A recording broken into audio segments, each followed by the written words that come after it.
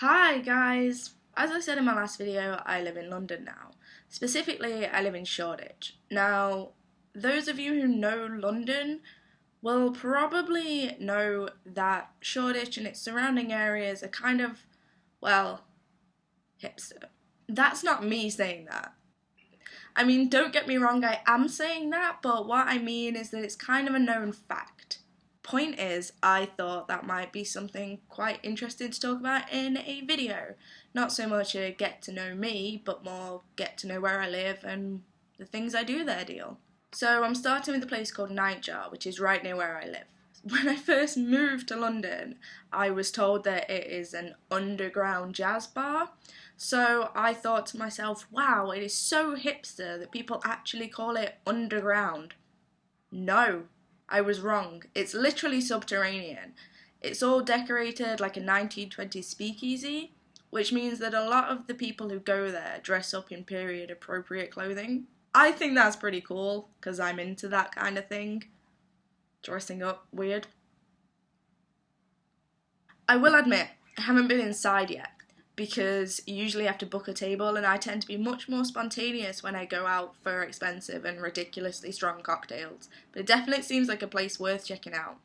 Another feature near me that I really love is Box Park. Box Park is super cool. It's essentially a 2-story reclaimed row of shipping containers fashioned into a pop-up mall.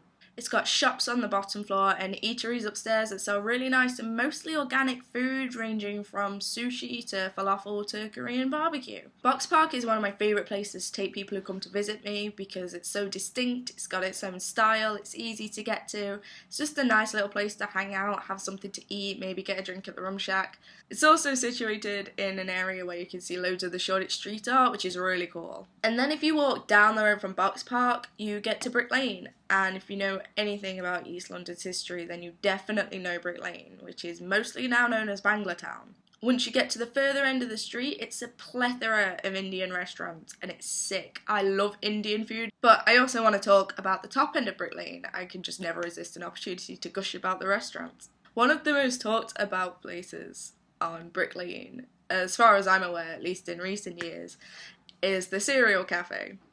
Now, admittedly, I haven't been in yet. I mean, I have a box of Frosties in my cupboard here in my flat, so I kind of don't need to walk down to the cafe and pay probably twice the amount for a bowl of cereal. But also, I do sort of want to. It is fabled, after all. I will be even more tempted if they have American cereal, because, yeah, I want to go and eat a big bowl of Lucky Charms in public at 3 in the afternoon and not be judged for it. And speaking of cafes, one of my favourite haunts on Brick Lane is a charitable coffee shop called Kahela. The food is ethically sourced, homemade and largely gluten-free. Donations to charities are taken from the profits, it's got a really chill, friendly vibe, and it does a pretty good cup of coffee as well, which has really cemented this place as a regular for me.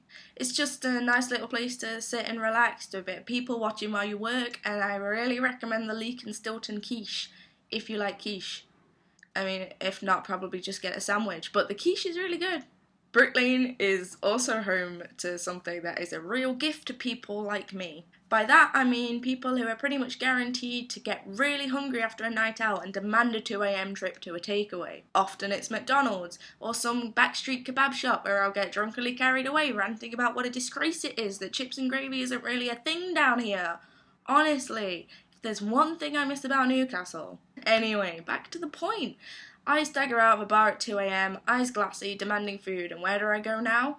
Only the 24-hour bakery where I can get a freshly baked salt beef bagel at 2 AM on a Friday morning. I don't know who the patron saint of baked goods is, but I thank them. That place is a real gift. Now, I mentioned the street art near Box Park. One of my real favourite things to do on Brick Lane is look at the walls.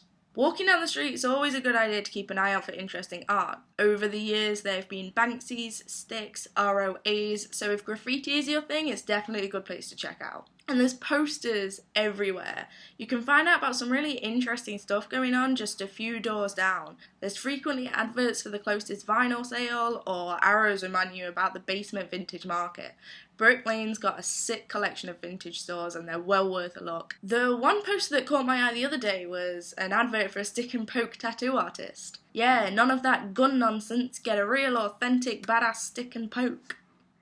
Now, I sound like I'm making fun, but if I hadn't been getting blisters when I saw the sign, I would have definitely gone to check it out right then. Hopefully I'll get another chance to go, but when it comes to round here, you can never be sure of that. Pop-ups are all the rage in this area, which is simultaneously really cool and so frustrating. Find out in a later video if I paid an extortionate amount of money for a stick and poke tattoo that I can spend the rest of my life wishing I'd had the guts to do myself. I think that's a pretty good place to wrap this up. I hope you enjoyed this video, a mini guide to the hipster haven that is the East End of London, and if you did, please give me a thumbs up. And not to be an annoying promo, but honestly that 24-hour bakery is so good, words don't do it justice. So if you can, definitely check that out. Alright, cheers guys, bye!